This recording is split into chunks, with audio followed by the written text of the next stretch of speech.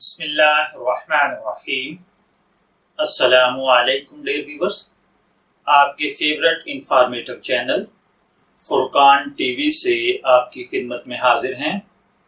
ہمارا آج کا ٹاپک ہے وہ اعمال، وہ حرکات و سکنات یا وہ افعال جن کے سرزد ہونے سے غسل واجب ہو جاتا ہے، وہ کون کون سے ہیں۔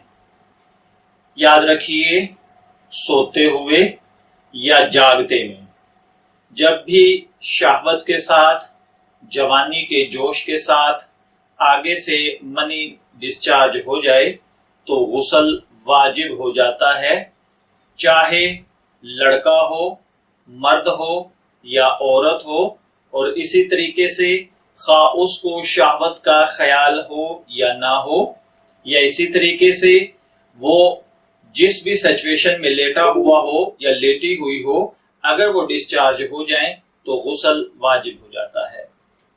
اسی طرح اگر کوئی یہ دیکھے کہ اس کی آنکھ کھلی، اس کے کپڑوں پر، بدن پر کہیں بھی اس نے دیکھا کہ منی لگی ہوئی ہے تو غسل کرنا واجب ہے، چاہے اسے سوتے ہوئے احتلام ہونا یاد ہو یا نہ یاد ہو، وہ کسی کے ساتھ لیٹا ہو یا تنہا ہو۔ ہاں، مزید اس کی کافی ساری تفصیلات ہیں جو میں ابھی آگے عرض کرتا ہوں۔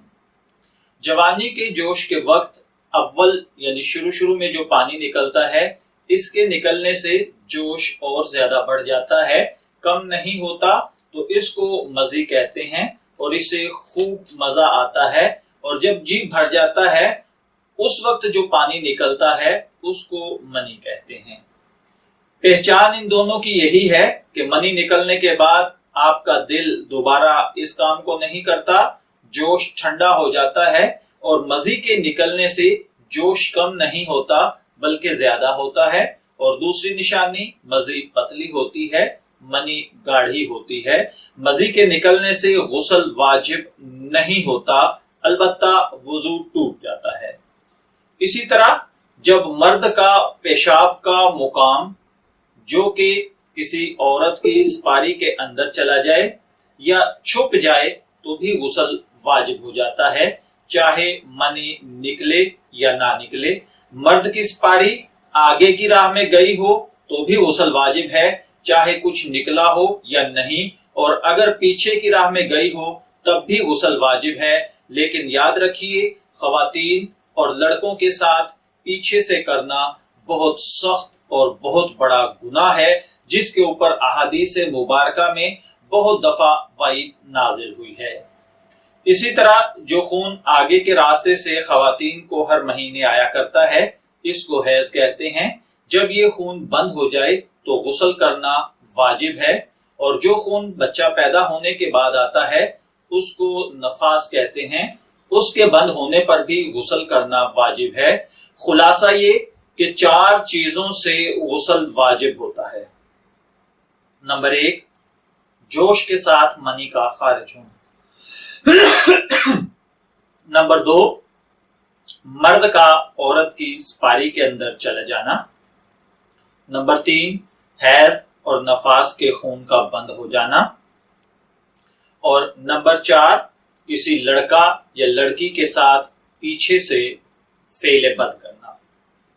اسی طرح چھوٹی لڑکی سے اگر کسی مرد نے صحبت کی جو بھی جوان نہیں ہوئی تو اس پر غسل واجب نہیں ہوگا، لیکن عادت ڈالنے کے لیے اس سے غسل کرانا چاہیے۔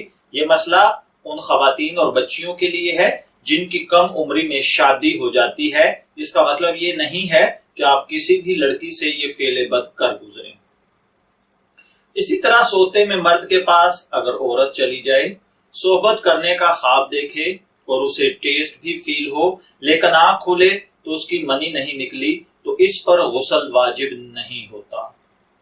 اسی طرح اگر منی نکل آئے تو غسل واجب ہے۔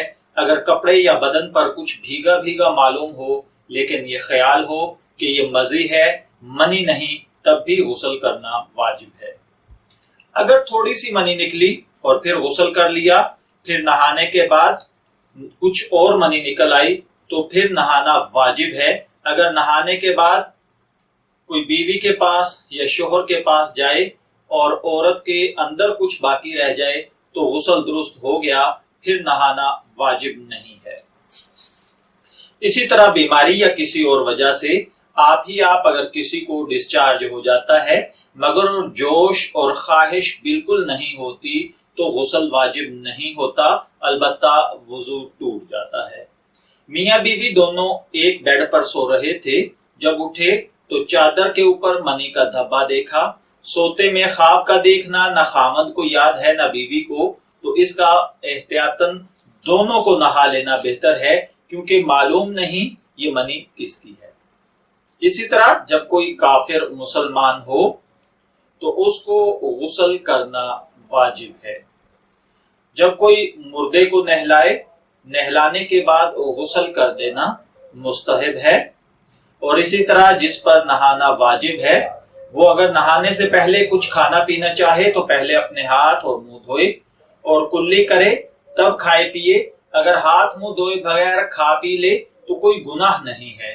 جن کو نہانے کی ضرورت ہو ان کو قرآن مجید کا چھونا، اس کا پڑھنا، مسجد میں جانا جائز نہیں۔ اللہ تعالیٰ کا نام لینا، کلمہ پڑھنا، درود پاک پڑھنا جائز ہے، اور اس قسم کے مسائل کو ہم انشاءاللہ تعالیٰ مزید آگے ڈیٹیل سے بھی بیان کریں گے۔ بعض تفسیر کی کتابوں کو بغیر نہائے اور بے وضو چھونا مکروہ ہے۔ ترجمہ قرآن کو چھونا بالکل حرام ہے۔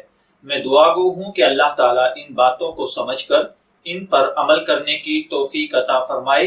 اجازت چاہیں گے، پھر ملیں گے کسی نئے ٹاپک کے ساتھ، تب تک کے لیے اللہ حافظ۔